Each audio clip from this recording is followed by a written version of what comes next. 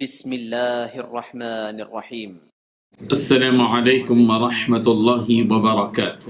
الحمد لله حمدا كثيرا طيبا مباركا والصلاة والسلام على أشرف الأنبياء والمرسلين محمد وآله وصحبه أجمعين أما بعد. حاضرین و ناظرین، یہ درس نمبر 1216 ہے اور آج سورہ مریم کی 2 آیتوں کی تلاوت اور تشریح کی جائے گی. آیت نمبر 66 اور 66 and 67.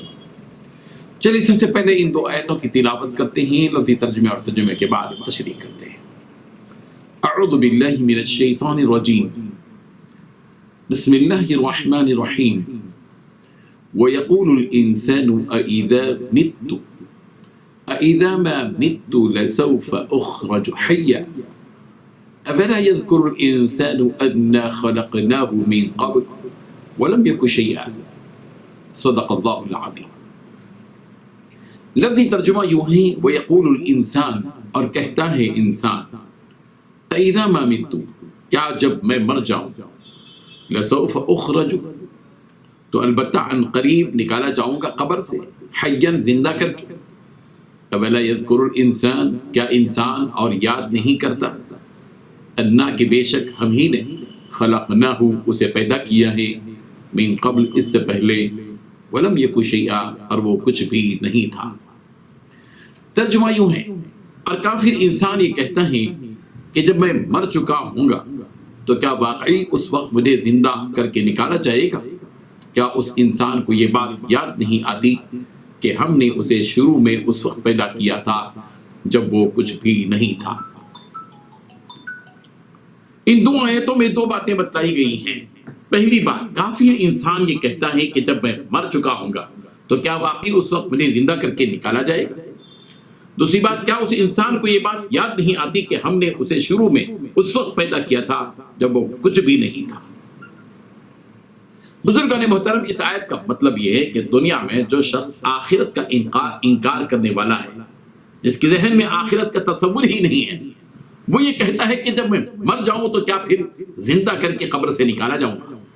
اس انسان کے اس سوال کا جواب اللہ تبارک و تعالیٰ دے رہے ہیں کہ جو انسان یہ بات کہہ رہا ہے کہ کیا جو انسان یہ بات کہہ رہا ہے، کیا اس کو یہ بات یاد نہیں ہے کہ جب وہ کچھ بھی نہیں تھا تو ہم نے اپنی قدرت و طاقت سے اس کو عدم سے وجود میں لایا. وہ کچھ بھی نہیں تھا، ہم نے پیدا کیا، اس کو وجود میں لایا، اس کو زندہ کیا، اس کو پیدا کیا. جب وہ کچھ بھی نہیں تھا تو ہم میں اس کو زندہ کرنے کی طاقت ہے، تو کیا اب اس کو دوبارہ زندہ کرنے کی طاقت ہم میں نہیں ہے؟ جبکہ ہر چیز کا پہلی بار وجود میں لانا مشکل ہوتا ہے، یہ حقیقت ہے. جب وہ مشکل کام ہمارے لیے آسان ہے، جب پہلی مرتبہ پیدا کرنا، تو اس کے مرنے کے بعد دوبارہ زندہ کرنے کے بارے میں اس کو کیوں حیرت اور تعجب ہے؟ جبکہ ایک فطری حقیقت ہے کہ کسی چیز کو نمونے کے بغیر پہلی بار وجود میں لانا مشکل اور دشوار ہوتا ہے. اگر پہلے سے ایک نمونہ موجود ہو تو دوبارہ اس کی تیاری دشوار نہیں ہوتی.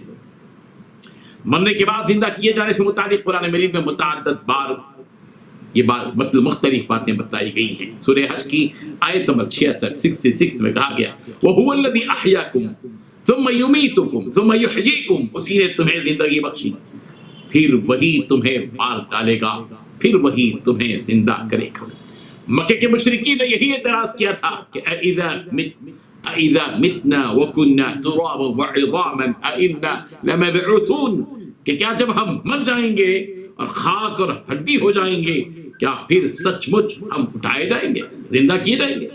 سورۃ الواقعہ کی آیت نمبر 47 میں کہا گیا ان کا وہ اعتراض، وَكَانُوا يَقُولُونَ أَإِذَا مِتْنَا وَكُنَّا تُرَابًا وَعِظَامًا أَإِنَّا لَمَبْعُوثُونَ، اور کہتے تھے کہ کیا جب ہم مر جائیں گے اور کچھ مٹی اور ہڈی ہو جائیں گے تو کیا ہم پھر دوبارہ اٹھا کھڑے کیے جائیں گے؟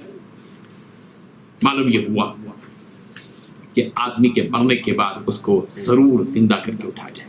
ہر مسلمان کو چاہیے کہ ہر دن بلکہ ہر لمحہ اپنی آخرت کو یاد کرے، اپنے مرنے کے بعد دوبارہ زندہ کیے جانے کا یقین اپنے دل میں پیدا کرے اور اس یقین کو تازہ کرتے جائے. مرنے کے بعد دوبارہ جی اٹھنے کا تصور اور یقین جس قدر کامل ہوگا اسی قدر اس دن کی تیاری کرنا آسان ہوگا۔ اللہ تبارک و تعالی ہم سب کی دلوں میں وہ یقین پیدا کر دے۔